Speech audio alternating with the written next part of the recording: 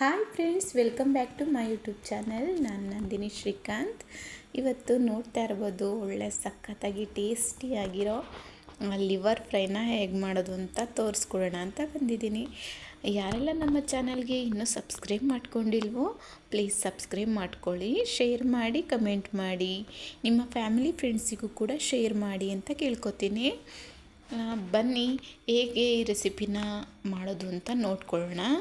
ಮತ್ತು ಅದಕ್ಕೂ ಮುಂಚೆ ಏನು ನೋಡ್ತಾ ಇರ್ಬೋದು ಎಷ್ಟು ಸಕ್ಕತ್ತಾಗಿ ಕಾಣಿಸ್ತಿದೆ ಅಂತ. ನೋಡ್ತಾ ಇದ್ರೇ ಆಹಾ ಬಾಯಲ್ಲಿ ನೀರು ಬರ್ತಾಯಿದೆ. ನನಗಂತೂ ಸೂಪರಾಗಿತ್ತು, ಟೇಸ್ಟಿಯಾಗಿತ್ತು, ಚೆನ್ನಾಗಿರುತ್ತೆ. ಈ ಥರ ನೀವು ಕೂಡ ಒಮ್ಮೆ ಟ್ರೈ ಮಾಡಿ. ಜಾಸ್ತಿ ಇಂಗ್ರೀಡಿಯೆಂಟ್ಸ್ ಏನೂ ಇಲ್ಲ ಇದಕ್ಕೆ, ತುಂಬ ಸಖತ್ತಾಗಿರುತ್ತೆ. ಕಡಿಮೆ ಇಂಗ್ರೀಡಿಯೆಂಟ್ಸ್ನ ಬಳಸ್ಕೊಂಡು ಟೇಸ್ಟಿಯಾದ ಲಿವರ್ ಫ್ರೈನ ರೆಡಿ ಮಾಡ್ಕೋಬೋದು. ಬನ್ನಿ ಹೇಗೆ ಮಾಡೋದು ಅಂತ ನೋಡ್ಕೊಳ್ಳೋಣ.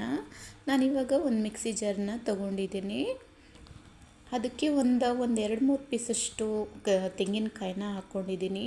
1-2 ಗೆಂಡೆಯಷ್ಟು ಬೆಳ್ಳುಳ್ಳಿ, ಮತ್ತು ಸ್ವಲ್ಪ ಒಂದು ಅರ್ಧ ಈರುಳ್ಳಿ, 1 ಇಂಚಷ್ಟು ಶುಂಠಿ, ಮತ್ತು ಚಕ್ಕೆ, ಲವಂಗ, ಏಲಕ್ಕಿ, ಮತ್ತು ಕೊತ್ತಂಬರಿ, ಟೊಮೊಟೊ, 1 ಟೇಬಲ್ ಸ್ಪೂನಷ್ಟು ಕಾಳು ಮೆಣಸನ್ನು ಹಾಕ್ಕೊಳ್ತಾ ಇದ್ದೀನಿ. ಕಾಳು ಮೆಣಸನ್ನು ಹಾಕ್ತಿಲೇ ಇರಬೇಡಿ, ಮಿಸ್ ಮಾಡದೆ ಇದನ್ನು ಹಾಕಿ. ತುಂಬ ಚೆನ್ನಾಗಿರುತ್ತೆ ಕಾಳು ಮೆಣಸು ಹಾಕೋದ್ರಿಂದ, ಸ್ಪೈಸಿಸ್ ಜಾಸ್ತಿ ಬರುತ್ತೆ. ಅದಕ್ಕೆ ಚೆನ್ನಾಗಿ ನೀಟಾಗಿ ಖಾರ ಎಲ್ಲ ನೀಟಾಗಿ ಹಿಡಿಯುತ್ತೆ, ಚೆನ್ನಾಗಿರುತ್ತೆ ಕಾಳು ಮೆಣಸು ಹಾಕೋದ್ರಿಂದ. ಈ ಥರ ನಾನು ರುಬ್ಬಿಟ್ಕೊಂಡಿದ್ದೀನಿ, ನೋಡ್ತಾ ಇರ್ಬೋದು. ಇಷ್ಟೇ ಮಸಾಲೆ ಇದಕ್ಕೆ. ನೋಡ್ತಾ ಇರ್ಬೋದು ನಾನು ಲಿವರ್ನ ಇಷ್ಟು ಇದರಲ್ಲಿ ಕಟ್ ಮಾಡಿ ಇಟ್ಕೊಂಡಿದ್ದೀನಿ.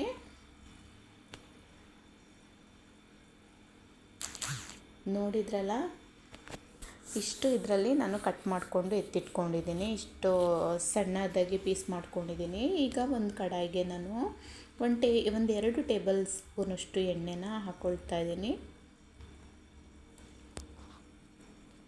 ಇದಕ್ಕೆ ಒಂದು ಚಿಕ್ಕ ಈರುಳ್ಳಿ, ಸ್ವಲ್ಪ ಈರುಳ್ಳಿನ ನಾನು ಹಾಕ್ಕೊಳ್ತಾ ಇದ್ದೀನಿ. ಸಾಕು, ಸ್ವಲ್ಪ ಈರುಳ್ಳಿ ಆದರೆ.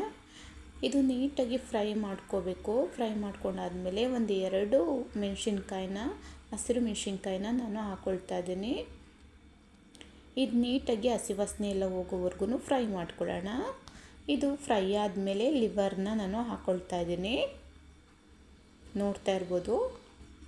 ಈಗ ಲಿವರ್ನ ನಾನು ಅದಕ್ಕೆ ಸೇರಿಸ್ಕೊಳ್ತಿದ್ದೀನಿ.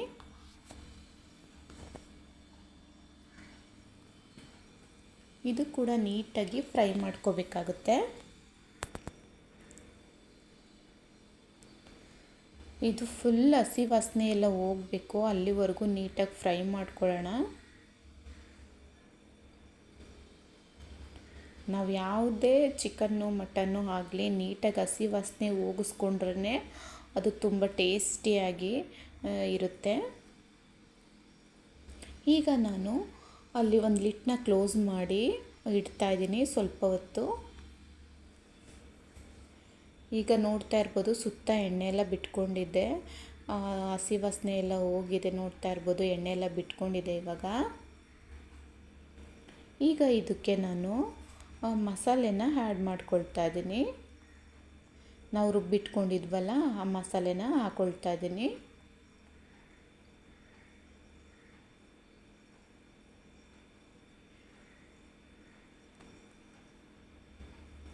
ಈಗ ಸದ್ಯಕ್ಕೆ ಆ ಮಸಾಲೆ ಎಲ್ಲನ ತೆಗೆದು ಹಾಕ್ಕೊಳ್ಳೋಣ. ಆಮೇಲೆ ಅದಕ್ಕೆ ನೀರು ಹಾಕ್ಕೊಂಡ್ರಾಗುತ್ತೆ. ಇವಾಗ ಸದ್ಯಕ್ಕೆ ಅದೆಲ್ಲ ತೆಗೆದು ಇದರೊಳಕ್ಕೆ ಹಾಕ್ಕೊಂಡು ಹಸಿ ವಾಸನೆ ಹೋಗೋವರೆಗೂ ಲಿವರ್ ಮತ್ತು ಮಸಾಲೆ ಸೇರಿಸಿ ನೀಟಾಗಿ ಫ್ರೈ ಮಾಡ್ಕೋಬೇಕಾಗುತ್ತೆ. ಈಗ ಒಂದು ಲಿಡ್ನ ಕ್ಲೋಸ್ ಮಾಡಿ ಸ್ವಲ್ಪ ಹೊತ್ತು ಹಾಗೆ ಬಿಡೋಣ. ಇದು ಸ್ವಲ್ಪ ಮಸಾಲೆ ಎಲ್ಲ ನೀಟಾಗಿ ಅದಕ್ಕೆ ಹೊಂದ್ಕೊಳ್ಳಿ.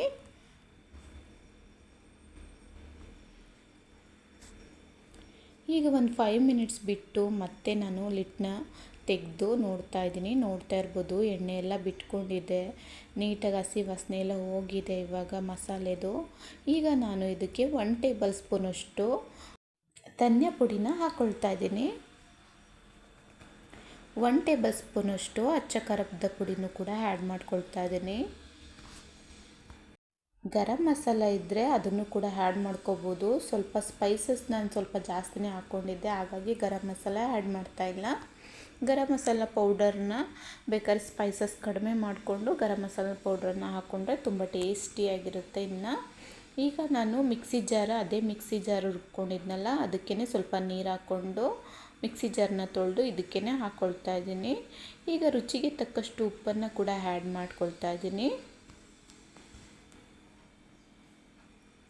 ಆ್ಯಡ್ ಮಾಡಿಕೊಂಡು ನೀಟಾಗಿ ಫ್ರೈ ಮಾಡ್ಕೊಳ್ಳೋಣ. ಇದನ್ನ ಫ್ರೈ ಮಾಡಿ ನೀಟಾಗಿ ಮಿಕ್ಸ್ ಕೊಟ್ಟು ಲಿಡ್ನ ಕ್ಲೋಸ್ ಮಾಡಿ ಹಾಗೆ ಬಿಡೋಣ.